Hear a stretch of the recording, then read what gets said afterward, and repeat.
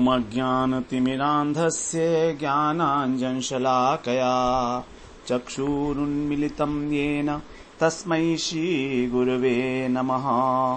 वन्देऽहं श्रीगुरो श्रीयुत्पदकमलं श्रीगुरून् वैष्णवांश्च श्रीरूपं साग्रजातं सहगण रघुनाथान्वितं तं सजीवं साद्वैतं सावधूतं परिजन सहितं कृष्ण चैतन्य देवं श्रीराधा कृष्णपादान् सहगण ललिता श्रीशाखान्वितांश्च तमादिदेवं करुणानिधानं तमालवर्णं सुहितावतारम् अपार संसार समुद्र सेतुं भजामहे भागवत स्वरूपम्। हे देव हे दैत हे भुवनैक बंधो हे कृष्ण हे चपल हे करुणैक सिंधो हे नाथ हे रमण हे नयनाभिराम हा हा कदानुभवितासि पदं दृशोर्मे। श्री कृष्ण चैतन्य प्रभो नित्यानंद श्री अद्वैत गदाधर शिवसदि गौर भक्त वृंद। हरे कृष्णा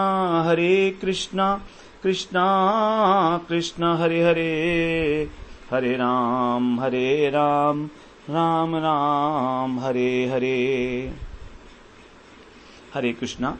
सर्वप्रथम मैं अपने गुरुपाद पद ओम विष्णुपाद अष्टोत्तर शत श्री श्रीमद् भक्ति वेदांत माधव गोसाई महाराज के चरण कमलों में अनंत कोटि दंडवत प्रणाम ज्ञापन करता हूँ। हम लोग श्रीमद् भागवत महापुराण में चतुर्थ स्कंद का श्रवण कर रहे हैं। इसका हमारा जो चतुर्थ स्कंद का अंतिम प्रकरण है, धर्म प्रधान मोक्ष प्रधान सृष्टि प्रकरण, उसका हम लोग श्रवण कर रहे हैं। इसमें 8 अध्याय हैं। 8 अध्याय में से पहले अध्याय में प्रचेताओं को शिवजी ने जो है उपदेश दिया, रुद्र गीत का वर्णन है। तो इस उपदेश को सुनकर प्रचेता लोग जो है तपस्या करने के लिए चले गए उन्होंने। और फिर जो प्रचेताओं के पिता हैं बरहिषद, प्राचीन बरही, तो उनके ऊपर करुणा आ गई नारद जी को। उनके पास जाकर कहा कि तुम सब जो कर्म कांड कर रहे हो, अनेक अनेक प्रकार के यज्ञ कर रहे हो जिसमें पशुओं की बलि दी जाती है, ये तो ठीक नहीं है। इससे तो तुम्हें किसी प्रकार का कोई दुख की निवृत्ति और सुखों की प्राप्ति नहीं होगी। तो एक जिज्ञासा उत्पन्न करा दी नारद जी ने प्राचीन बरही के हृदय में। उन्होंने पूछा कि हाँ, आप बिल्कुल ठीक कह रहे हैं, मैं तो कर्म में ही फंसा हुआ हूं इस गृहस्थ आश्रम में और इसी को सब कुछ मानता हूं। अब आप मुझे बताइए कि मुझे क्या करना चाहिए जिससे मेरा कल्याण हो। तब नारद जी ने उसको उपदेश देते हुए पुरंजन की कथा सुनाई, जो हमारी 5 अध्याय में होगी। ज्ञान पंचाध्याय जिसे कहा जाता है, ये एक उपाख्यान है, पुरंजन उपाख्यान। तो नारद जी बता रहे हैं कि एक पुरंजन नाम का राजा था, उसका एक सखा था अविज्ञात नाम का। उस अविज्ञात सखा की कुछ चेष्टाएं पता नहीं लगती थी। तो एक बार राजा पुरंजन अकेले ही उसको छोड़कर और अपने रहने के लिए कुछ स्थान ढूंढने लगा जहां पर उसको सभी प्रकार की भोग सामग्री जो है मिल जाएं। ढूंढते ढूंढते हिमालय के शिखर पर जब पहुंचा तो वहां उसे एक नगर दिखाई दिया। बड़ा सुंदर रमणीय नगर था और वहां पर जब वो देख ही रहा था, उसकी शोभा निहार रहा था, तो तभी वहां पर उसको एक सुंदरी स्त्री दिखाई दी। उसने उसके प्रति प्रेरणा निवेदन किया, उसकी सुंदरता की प्रशंसा करते हुए। वो स्त्री भी जो है उसके प्रति आकर्षित हो गई और उसने भी उसके प्रेरणा निवेदन को स्वीकार करके और उससे कहा कि मैं 100 वर्ष तक तुमको जितने भी तुम्हारे भोग हैं सब मैं तुम्हें भोग कराऊंगी, तुम मेरे साथ रहो। इस प्रकार से पुरंजन और पुरंजनी दोनों ही वो 100 वर्षों तक भोग करते रहे। उसके बाद जो है वो उसको कभी याद भी नहीं आई कि मेरे को किसी और भगवान अपने कल्याण के लिए कोई उपाय करना चाहिए। तो बिल्कुल भूल गया था। जैसे वो पुरंजनी कहती थी उसी प्रकार से सारे कार्य करता था। अर्थात एक प्रकार से वो पूरा स्त्रैण हो चुका था। और वो नगर बताया, उसमें 9 द्वार थे और एक सर्प, 5 फनों वाला सर्प जो है उसकी रक्षा करता था।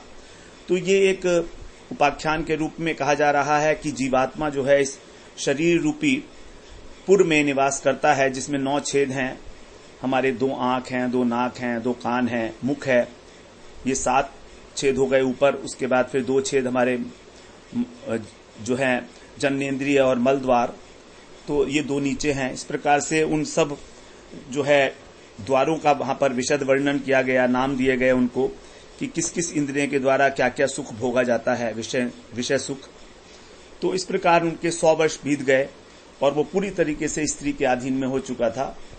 तो यहां पर स्त्री, अब उसी प्रकार की जो कथा है कि ये आगे और स्त्रैण किस प्रकार से हुआ, किस प्रकार से जो पुरंजनी इसको अपने अधीन रखती थी, वो आगे हम लोग 26वें श्लोक में श्रवण करेंगे, 26वें अध्याय में श्रवण करेंगे। उससे पहले महाभारत में एक कथा आती है स्त्रैण के विषय में। स्त्रैण के विषय में कहा जाता है कि इसका जो मांस होता है उसको सियार भी नहीं खाते हैं। इतिहास है एक प्रकार का। एक बार महाभारत में पांडवों ने कृष्ण से पूछा, जब युद्ध आरंभ होने वाला था, कि हमको अपनी ध्वजा किस दिशा में स्थापित करनी चाहिए। तो कृष्ण ने कहा कि ये मैं नहीं बताऊंगा, इसका निर्देश तुमको पशु करेंगे, और तुम ऐसा करो कि जो स्त्रैण व्यक्ति हो उसको पकड़ कर लाओ। तो आसपास सब लोग गए गांव में ढूंढने के लिए, कोई मिला नहीं, थक कर बैठ गए। शाम के समय पांडवों ने देखा कि किसान जो है जब शाम को घर लौटा तो उसने पत्नी से कहा कि तुमने भोजन क्यों नहीं बनाया, तुमने भोजन नहीं बनाया और दोपहर में भी तुमने जो है भोजन नहीं खाया होगा। तो पत्नी ने कहा कि घर में अग्नि नहीं है। तो किसान ने कहा कि कोई बात नहीं है, पड़ोसी से मांग लेती। तो पत्नी बोलती है कि मेरे पैरों में तो मेहंदी लगी है, तुम मांग लाओ, मैं बैठे बैठे ही रोटी बना दूंगी। तो जो भीम है ये बातें सुन रहा था उनकी, उसको बड़ा आश्चर्य हुआ। वो सोचता है कि किसान को क्रोध आना चाहिए था, लेकिन उसे क्रोध आया नहीं। किसान के पीछे पीछे भीम भी जो है जाने लगे। अब किसान जो है अनेक घरों में गया, किसी ने उसको अग्नि नहीं दी। तो जब बूढ़ी के घर में गया तो बूढ़ी ने कहा कि अरे मूर्ख, तू इतना स्त्री के अधीन है, तू नहीं जानता कि रसोई की जो अग्नि है वो पुरुष को नहीं दी जाती है, वो गृह लक्ष्मी को ही दी जाती है। इसलिए तू अपनी पत्नी को भेज और उसे मिलेगी। तू मूर्ख है इसलिए चला आया, तुझे मालूम नहीं है। तो इतना सुन के भी फिर उसने पत्नी से कहा कि तुम चलो। तो पत्नी ने कहा ठीक है, तुम मुझे पीठ पर बैठा कर ले चलो। अब भीम समझ गए कि मुझे इसी की तलाश है।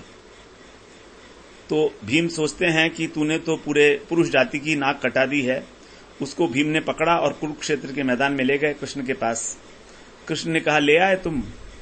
भीम ने कहा हाँ देखो, ये स्त्रैण है, स्त्री के वश में है, और अपनी स्त्री को जो है सर पर बिठाकर ले जाने के लिए तैयार था, अग्नि मांगने के लिए। तो इससे अधिक और अधीन क्या हो सकता है। तो कृष्ण ने कहा ठीक है, अब तुम ऐसा करो कि इसको गड्ढा खोदो एक मिट्टी में, और इसको गर्दन तक जो है जमीन में गाड़ दो, और तुम ऊपर वृक्ष पर छिपकर बैठ जाओ और रात्रि तक यहीं बैठे रहो। रात्रि में तुमको दिशा निर्देश मिल जाएगा कि तुमको अपना झंडा जो है किधर रखना है। तो भीम वहीं पर बैठे रहे। अब रात्रि में सियारों का एक झुंड आया वहां पर। उन्होंने सोचा कि चलो आज अच्छा भोजन मिलेगा। तभी जो सियारों का मुखिया था उसने कहा कि रुको, अभी से मत खाओ, क्योंकि उसका सिर बाहर था, वो उसको खाना चाहते थे। तो उसने कहा देखो, तुम इसको यदि खाओगे तो तुम्हारे सारे पुण्य नष्ट हो जाएंगे। सूंघ कर बताया उसने कि ये स्त्रैण है, यदि तुमने इसका मांस खाया तो तुम्हारी 7 पीढ़ियां नरक में जाएंगी। अभी एक दिन और रुक जाओ, महाभारत का युद्ध होने वाला है और कुरुक्षेत्र में बड़े बड़े वीर जो हैं उनका जो है शव गिरेगा, तो तुम लोग सब उसका जो है उसको खा लेना और फिर तुमको स्वर्ग की प्राप्ति होगी।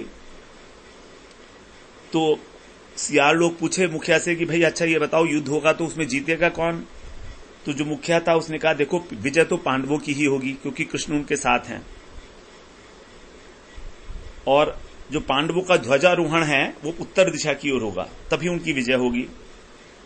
अब भीम को तो ये कह के सियार लोग तो सब चले गए। भीम उतरा वहां से पेड़ से, और भीम को उत्तर तो मिल गया था। तो उसने गर्दन पकड़ के उसको जमीन में से बाहर निकाला। भीम को क्रोध तो आ रहा था, लेकिन फिर भी उसने कहा कि उसने छोड़ दिया उसको, क्योंकि उसका काम तो हो ही गया था। कि उत्तर दिशा की ओर जो है ध्वजारोहण होना है, ध्वजा का जो दिशा है वो उत्तर की ओर होनी चाहिए। तो इस प्रकार से इस त्रैण के विषय में कथा है महाभारत की है, जो प्रसंगवश हम लोगों ने चर्चा कर ली। अब 26वें अध्याय में प्रथम श्लोक में कह रहे हैं, छठे अध्याय के अंदर पुरंजन जो है शिकार खेलने जाएगा, और जब बिना बताए रानी को शिकार खेलने जाएगा तो रानी उस पर बहुत क्रोधित होगी, इसका वर्णन है। तो यहां कह रहे हैं नारद उवाच, नारद जी कह रहे हैं प्राचीन बरही से, स एकदा महेश्वासो रथम पंचाश्वमाशुगम द्विशम द्विचक्रमेच काक्षम त्रिवेणुम पंचबंधुनम। एकदा माने एक दिन, 100 माने वह कौन, पुरंजन,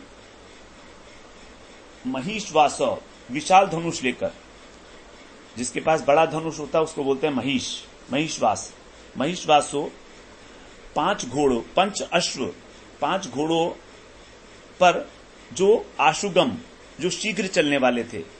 आशु माने होता है शीघ्र, गम माने चलना, तो जो शीघ्र चलने वाले थे, शीघ्रगामी घोड़े, और द्विशम 2 ईशा दंड वाले, और ईश का अर्थ होता है बाण, तो और द्विचक्रम 2 पहिए वाले, और एकाक्षम 1 धुरी वाले, और त्रिवेणु माने 3 ध्वज वाले, और पंच बंधुरम 5 डोरियों वाले रथ में बैठकर। और आगे बता रहे हैं दूसरे श्लोक में, एक रश्मि एक दमन मेक अनीड़म द्विकुबेरम, नीड़म द्विकुबेरम पंच प्रहरणम सप्त वरूथम पंच विक्रमम। 3 श्लोकों में जो है रथ का वर्णन है। तो उसमें एक लगाम थी, और एक दमन करने वाला एक सारथी था, और एक नीड़ बैठने के लिए स्थान था एक व्यक्ति के लिए, सारथी के लिए, और द्विकुबरम 2 उसके अंदर वो लगे हुए थे जुए, जिनसे कि कनेक्शन होता है रथ का, और पंच प्रहरणम 5 शस्त्र थे, और सप्त वरूथम 7 आवरण थे उसमें, और पंच विक्रमम 5 प्रकार से चलने वाले, 5 प्रकार की चालों से वो चलता था। बड़ा विशद वर्णन है रथ का, इतना रथ का वर्णन तो कहीं भी पढ़ा नहीं गया। अभी तीसरे श्लोक में भी है यही चीज। आगे कह रहे हैं, हेमोपस्करम माप्रुह्य स्वर्ण वर्माक्ष ये शुधि एकादशमूनाथ पंचप्रस्थम अगातवनम।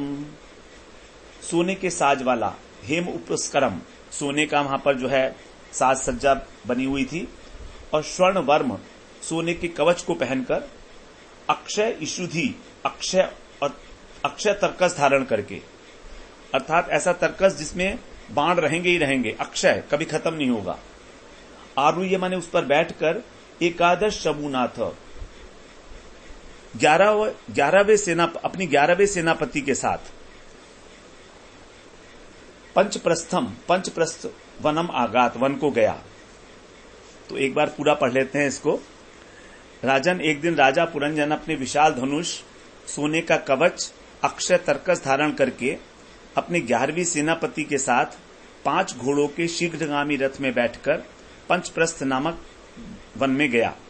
उस रथ में 2 ईशा दंड थे, 2 पहिए थे, 1 धुरी थी, 3 ध्वज थे, 2 5 डोरियां थी, 1 लगाम, 1 सारथी, 1 बैठने का स्थान, 2 जुए, 5 आयुध, 7 आवरण थे।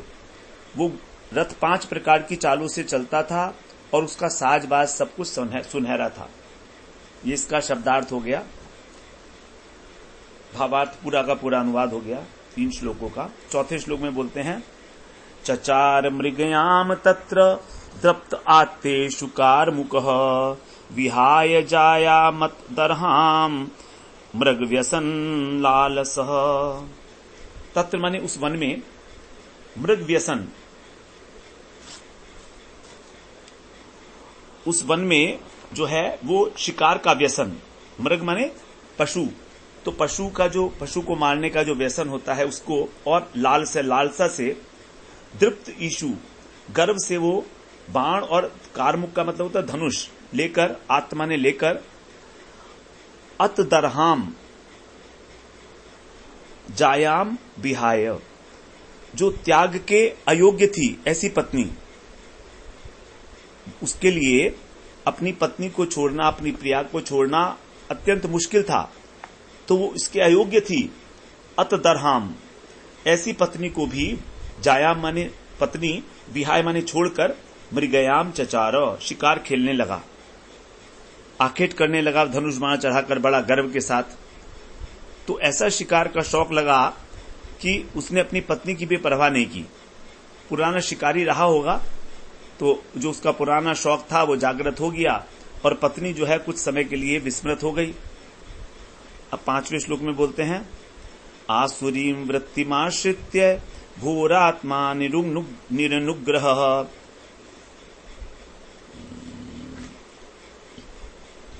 निहनत निशितैर्बाणैर वनेषु वनगोचरान्। घोर आत्मा अर्थात कठोर स्वभाव वाला क्यों हो गया वो? आसुरी वृत्ति आश्रित्य, आसुरी वृत्ति को आश्रय करके अत्यंत कठोर उसका हृदय हो गया, और निरनुग्रह, दया रहित हो गया। इस प्रकार से एक कठोर वृत्ति को धारण करके, आसुरी वृत्ति को धारण करके, निशितई बाणी, निशितई का मतलब होता है तीक्ष्ण, तो तीक्ष्ण बाणों से वनेशु माने वन में, वन गोचरान, जंगली पशुओं को मारा उसने। जंगली पुरुषों को मारने लगा, निर्दोष पुरुषों को।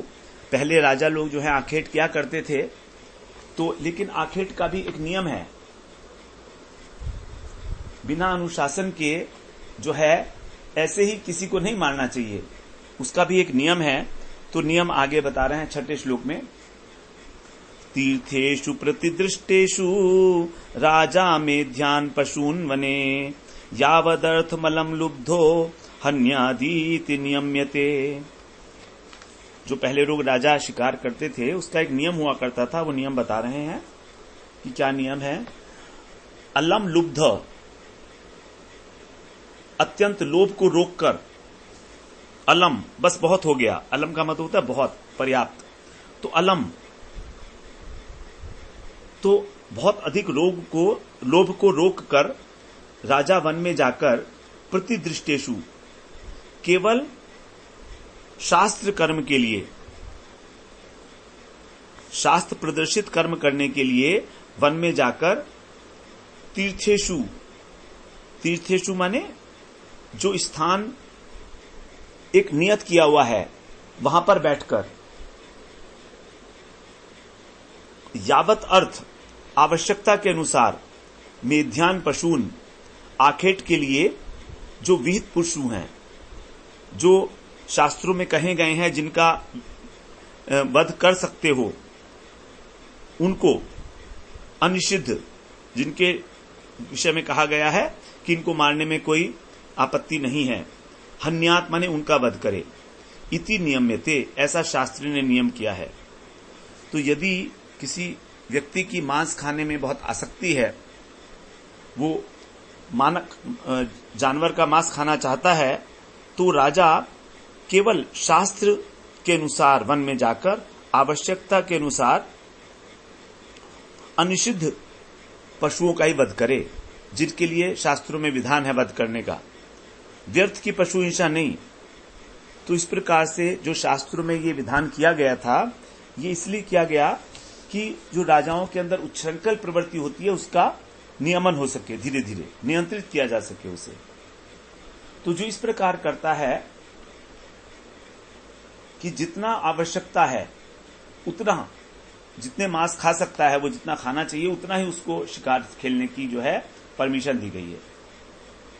अब 7वें श्लोक में बोलते हैं, य एवं कर्म नियतम विद्वान कुर्वीत मानवः कर्मणा तेन राजेंद्र ज्ञानेन न सलिप्यते। यह माने जो विद्वान पुरुष, एवं माने इस प्रकार नियतम कर्म, शास्त्र के अनुसार जो कर्म है कुर्वीत माने करता है, हे राजेंद्र, स्वज्ञानेन, वह ज्ञान के द्वारा तेन कर्मणा निलिप्यते, उस कर्म से लिप्त नहीं होता, अर्थात उसको पाप नहीं लगता।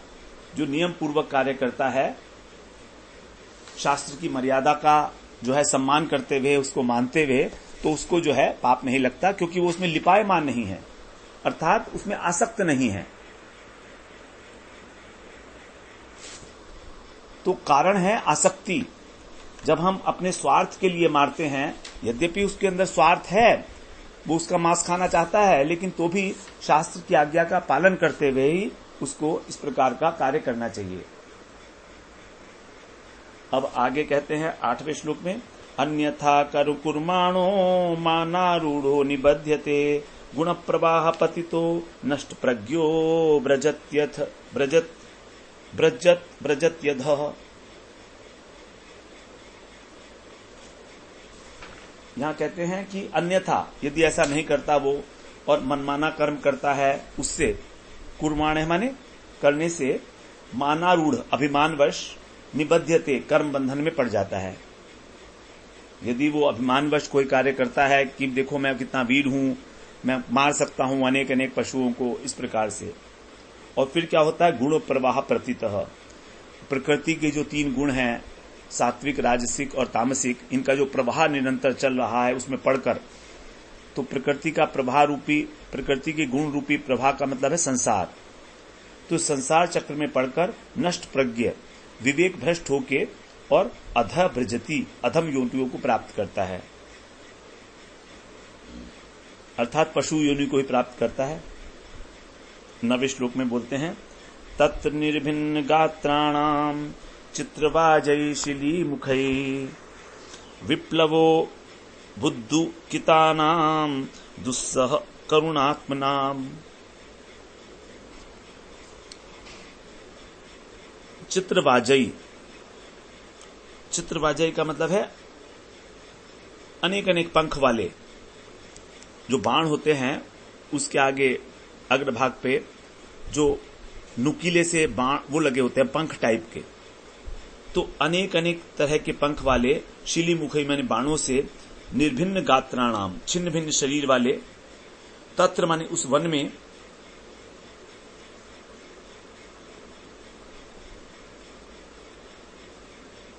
बहुत सारे जीव जो हैं वो अपना शरीर त्यागने लगे। उसके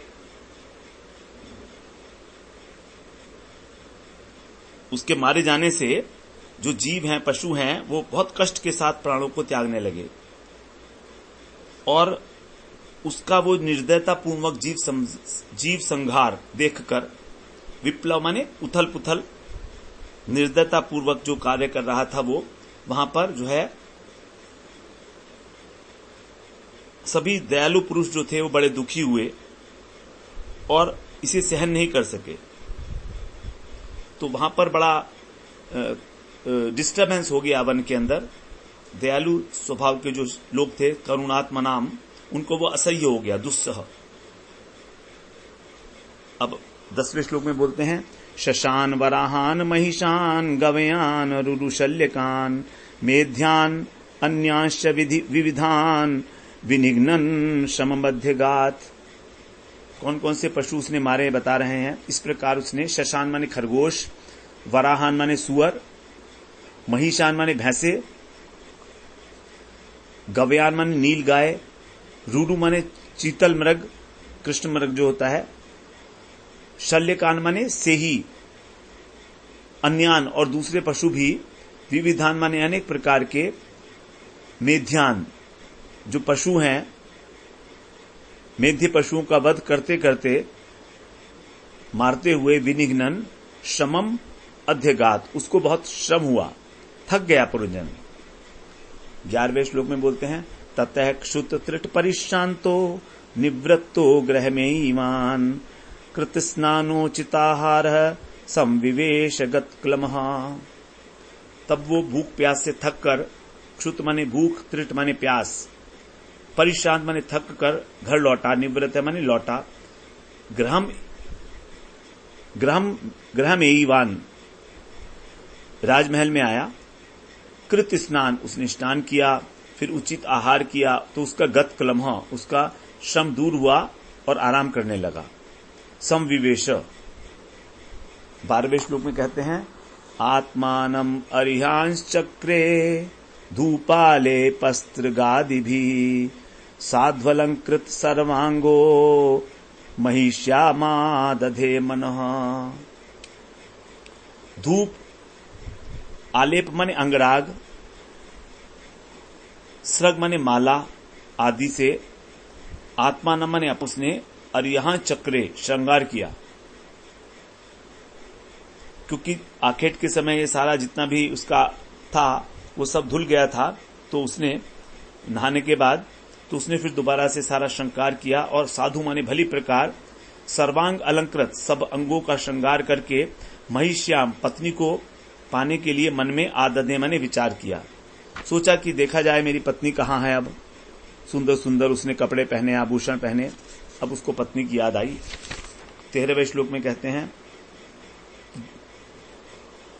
द्रप्तो हृष्ट सुद्रप्तश्च कंदर्पाकृष्ट मानसः न्यवचष्ट वरारोहाम गृहिणीम गृहमेधिनीम।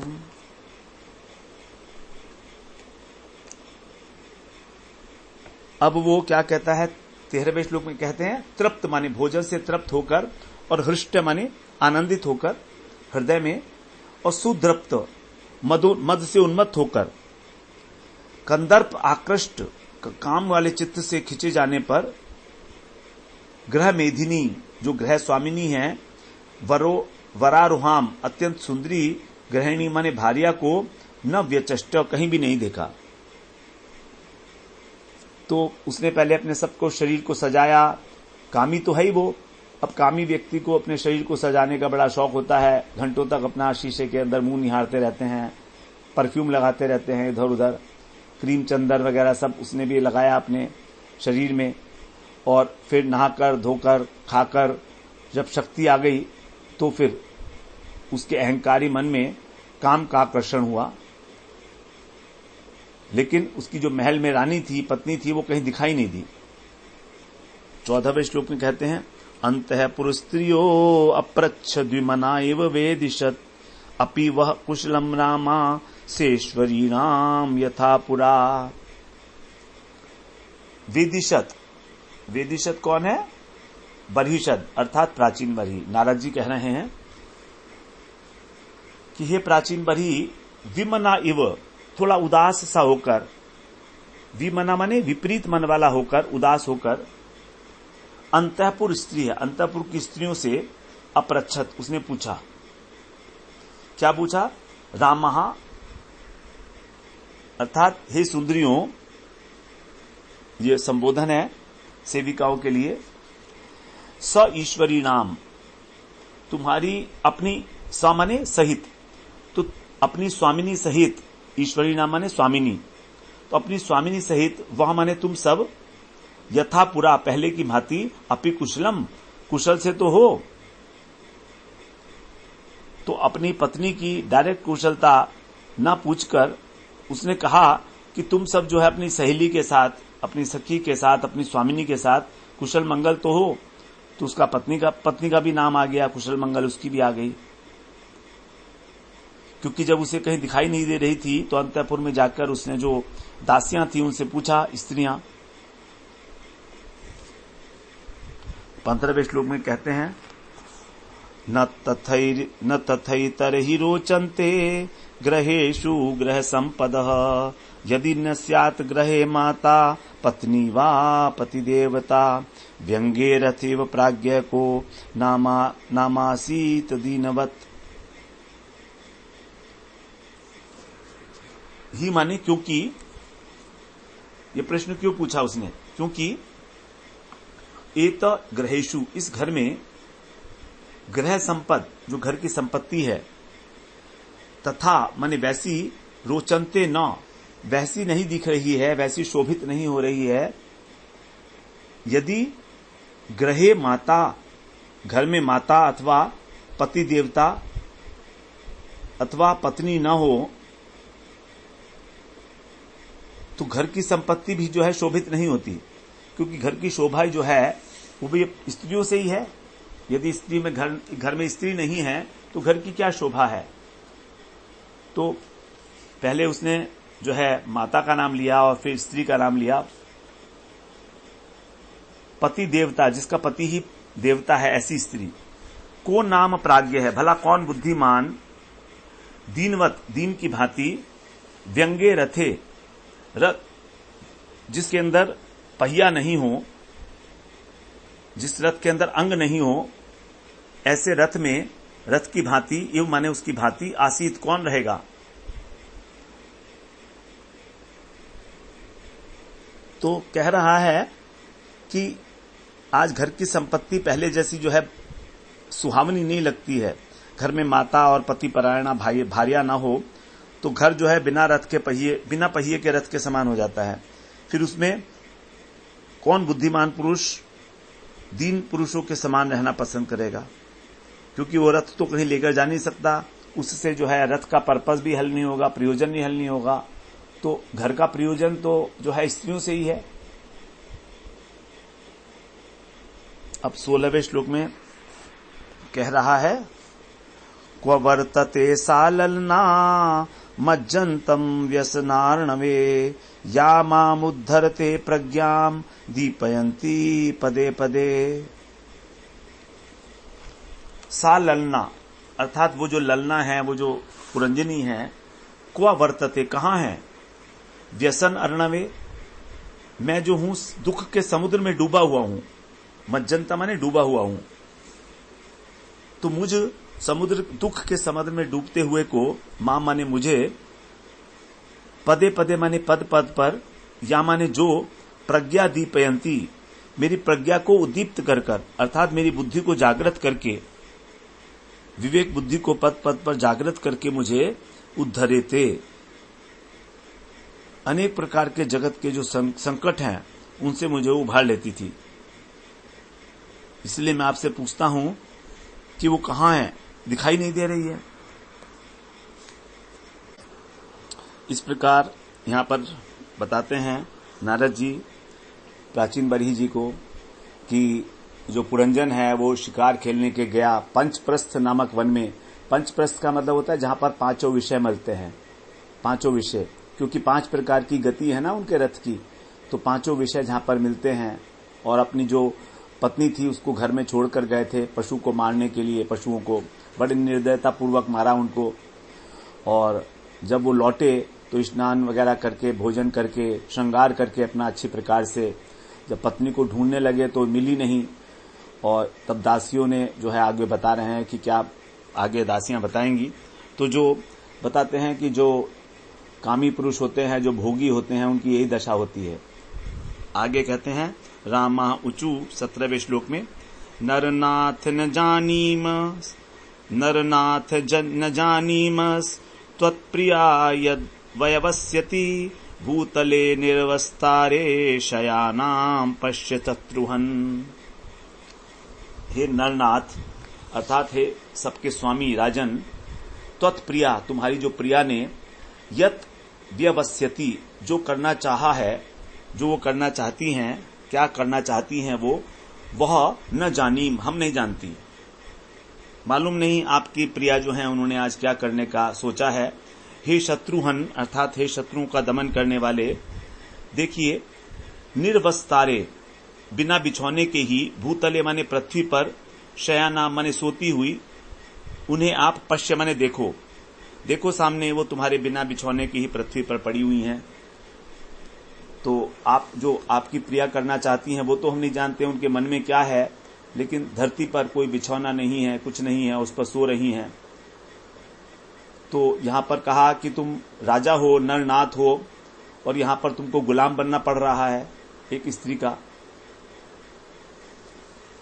तो अब 18वें श्लोक में बोलते हैं नारद जी, नारद उवाच पुरंजन स्वमहिषीं निरीक्ष्यावधुतां भुवि, तत्संगो न मथित ज्ञानो वैक्लव्यम परमं ययौ।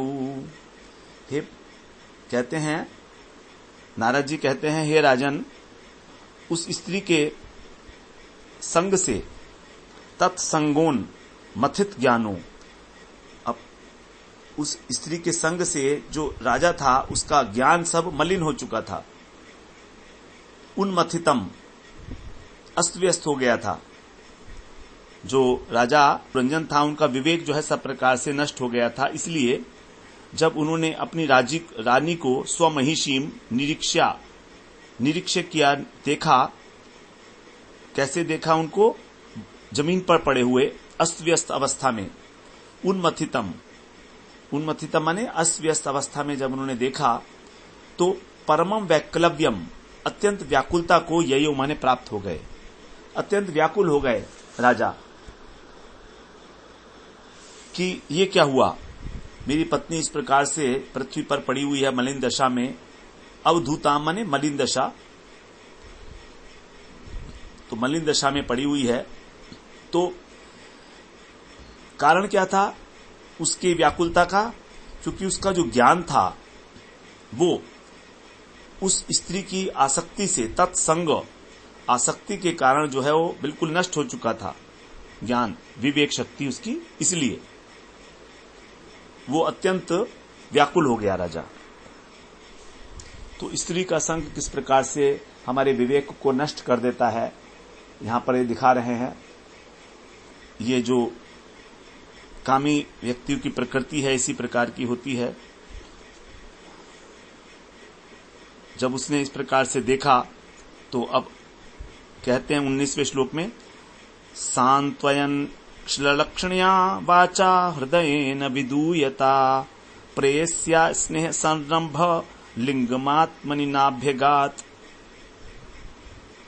विदूयता हृदयेन, दुखित हृदय से, बड़ा दुख हुआ उसको, कैसे पड़ी हुई है मेरी पत्नी। श्लक्षण्या, मधुर वाणी के द्वारा, वाचा माने वाणी, मधुर वाणी के द्वारा उसको सांत्वयन, उसको बहुत समझाया, उसको सांत्वना दी। प्रियस्या, लेकिन प्रिया का जो आत्मनि माने अपने प्रति स्नेह संरंभ, प्रणय कोप था, प्रेयसी के अंदर अपने प्रति जो प्रणय कोप था उसका हेतु मतलब उसका कोई कारण न अभ्यगात, वो उस क्रोध का कारण नहीं जान पाया। राजा जो है कि मेरी पत्नी पुरंजनी क्यों इस प्रकार से कुपित हो रही है, उस कारण को नहीं जान पाया।